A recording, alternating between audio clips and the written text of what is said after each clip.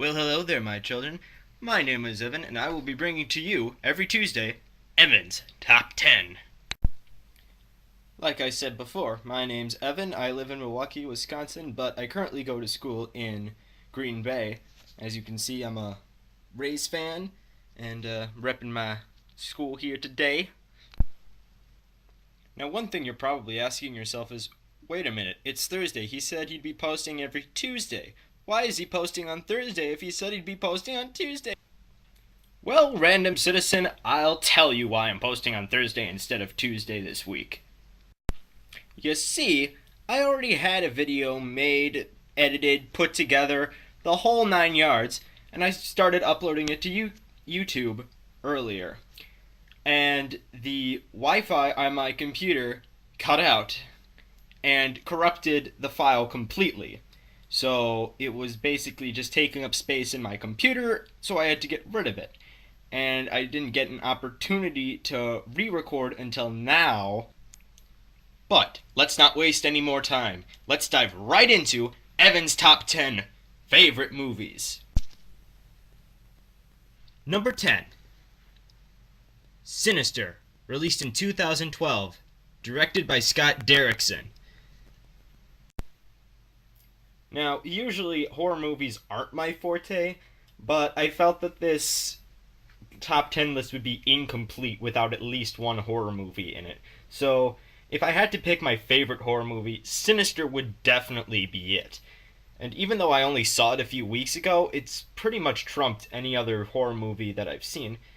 But also keep in mind that I haven't seen that many horror movies, so your opinion might be greatly different than mine. The thing I like about this movie the most is the build-up. It sets the tone for the movie in the very first scene and ends the movie in the very last scene. Whereas some movies, you have no idea what's going on until 5 minutes, 10 minutes in. And another thing I like is that it has a perfect balance of atmospheric horror to jump scare horror, where just the presence of what's going on causes you to be scared and sort of just shake in under your blanket or behind your pillow or whatever the hell you're cowering behind. But there's also that jump scare, the one that makes you just quick dive under and basically what makes people scream. Number 9. Frozen, released in 2013, directed by Chris Buck and Jennifer Lee. Yes, I jumped on the Frozen bandwagon. Sue me. Although, to be fair, this is a pretty good movie, even for Disney standards. To be perfectly honest, this is the only Disney movie I've seen in theaters twice. I've seen most Disney movies multiple times, but this is the only one I saw twice in theaters. But again, I'm not going to go into too much detail. I'm assuming most of you have seen it, so I mean, if you haven't, you should really go check it out, but most of you have, so I'm not going to really go into much detail about it, because most of you know it's a pretty good movie. Number 8. Star Wars Episode 3, Revenge of the Sith, released in 2005, directed by George Lucas. Now, I am a huge Star Wars fan. So I'm genuinely surprised when people tell me that they've never seen Star Wars. I mean, how have you never seen Star Wars? It's probably the biggest movie franchise ever. And it's awesome. This movie is awesome. I picked this one specifically because this is the one where there's a perfect balance of action, emotion, storyline. This is a very well balanced movie. It makes you feel every emotion that you can possibly feel in a movie, while at the same time bringing you the awe that is the Star Wars saga. So, if you haven't seen it, you need to go see it. Not just Episode 3, but the whole saga. Because you're missing out. You're genuinely missing out.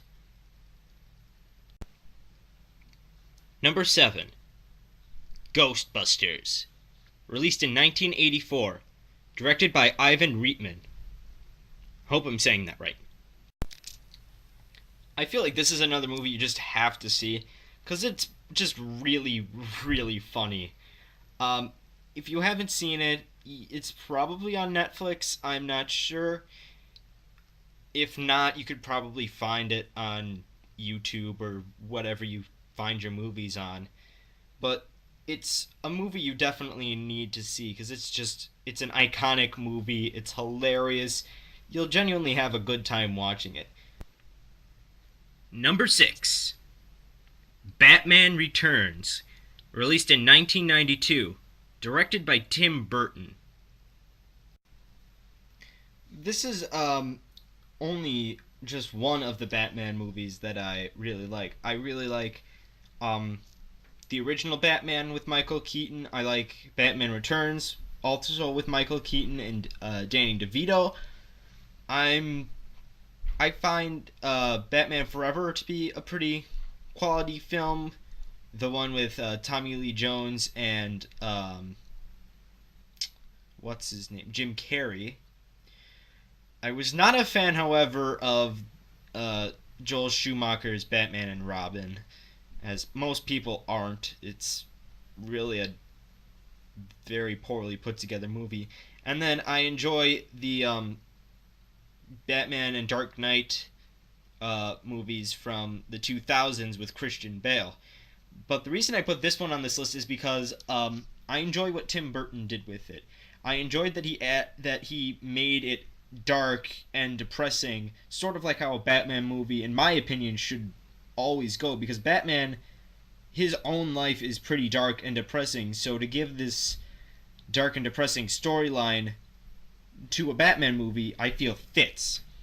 I also enjoy Michael Keaton as Batman. I enjoy Danny DeVito's role as Penguin. I enjoy Michelle Pfeiffer's role as Catwoman.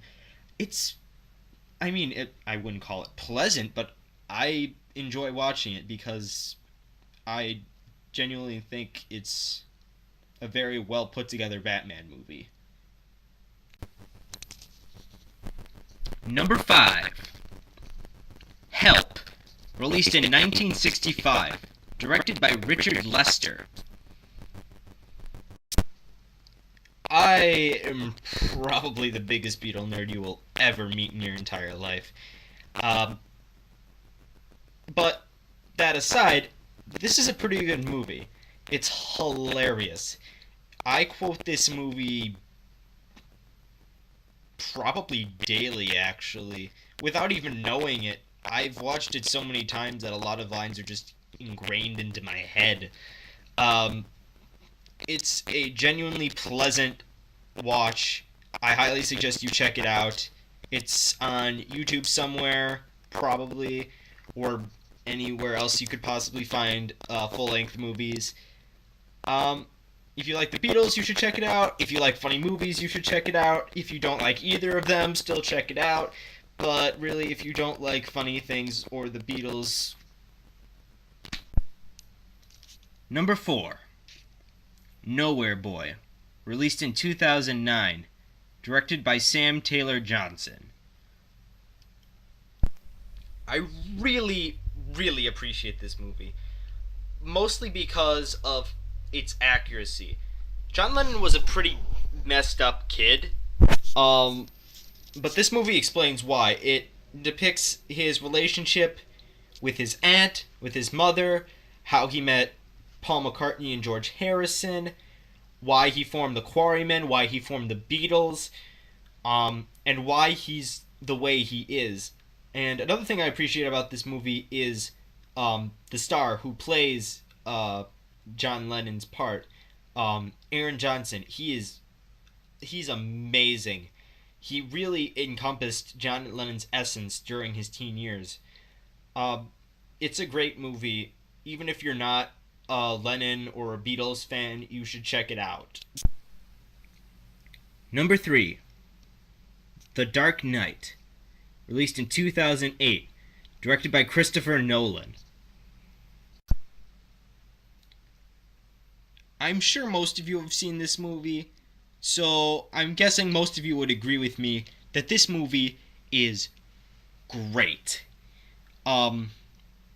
Not because it's just well written, not because it's well acted on essentially every account, but this was a great modernized depiction of how Batman would be in the 21st century. And another great thing about this movie that everyone, even if you haven't seen this movie, you know that Heath Ledger's role was absolutely phenomenal. And it really, really was. He clearly put in heinous amounts of dedication into this role, so much that it affected his personal life, so much that it ended up killing him. So his dedication to the role of the Joker was phenomenal. I think it's hard to say that anyone would die for their profession. Although, to be perfectly fair, I don't think Ledger intended that to happen. But nonetheless, it's pretty impressive, I gotta say. If you haven't seen it, check it out. Number 2. The Blues Brothers. Released in 1980, directed by John Landis. The Blues Brothers is absolutely hilarious, and I need not to say anything more. And my number 1 favorite movie, Yellow Submarine, released in 1968, directed by George Dunning. I absolutely adore this movie.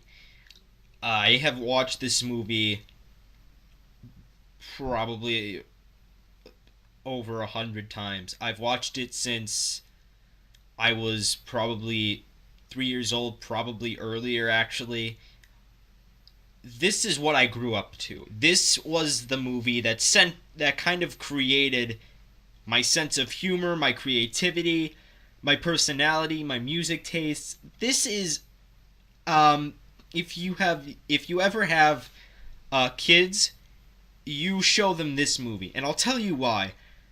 The creativity with this movie is beyond any kind of creativity we see in the 21st century, beyond any kind of creativity you saw in the 20th century or any other century you could think of. This was a third party's depiction, I guess you could say, of Beatles songs that he put together into this hour and a half animated, very well animated feature-length film. And he showed it to the Beatles in 1968 to see what they thought of it. And they liked it so much that they actually added a segment at the end saying how much they loved it. So you're getting approval from the Beatles on a project of yours. I think that's pretty high praise. It's just fantastic. It's basically listening to the Beatles on an acid trip, and it's just really great. Check it out. I've found it on YouTube multiple times. I'm sure you could find a DVD or Blu-ray online. It's a fantastic watch. It's hilarious. It's very quotable. Check it out. I love it. And that, my friends, concludes this week's episode of Evan's Top 10. Join me next week on Tuesday at 10 a.m. Eastern Time for the next episode. If you want to leave suggestions for what I should do in the future, either leave a comment below, or in the description I will have my a link to my Tumblr, and you can just send me asks giving me suggestions for what I should do in the future. But with that in mind, I will bid thee adieu.